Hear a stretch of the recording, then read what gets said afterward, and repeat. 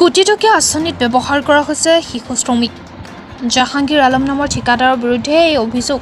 ডবকাৰ ভেলুগুৰি আদৰ্শ গাঁৱত নিৰ্মাণ কৰা পানী যোগান আঁচনিত অনিয়ম সংঘটিত কৰাৰ অভিযোগ।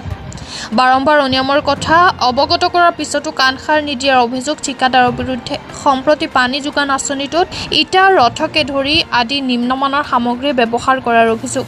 পানী যোগান আঁচনিটোৰ দেৱালৰ খুঁটি দুৰ্বলকৈ দিয়াৰ অভিযোগ। উল্লেখ্য যে কোটি টকীয়া আঁচনিটো প্ৰায় 1000টা পৰিয়ালক পানীৰ যোগান ধৰিব বুলি জানিব দিয়ে স্থানীয় লোকে। মুখ্যমন্ত্ৰী হিমন্ত বিশ্ব শৰ্মাৰ তদন্তৰ দাবী।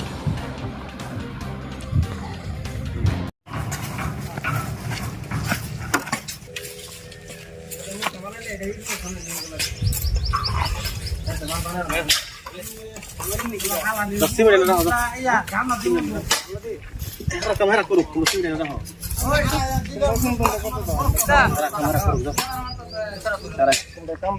Bando করছ না না আমরা কাম করতে হয় কাম করা মানে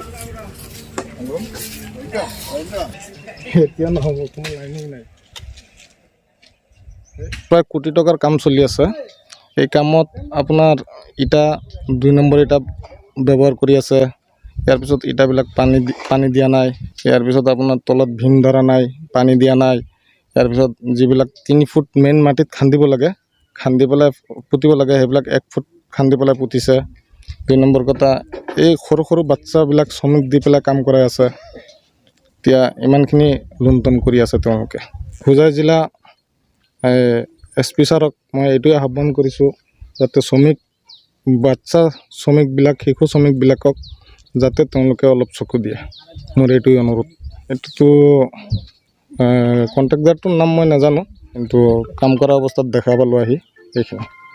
তো অলপ জানামতে চাব কণ্ট্ৰেক্টৰজনৰ ঘৰ কচুৱা বুলি গম পাওঁ। মোটামুটি কোটি টকাৰ ওপৰত হ'ব।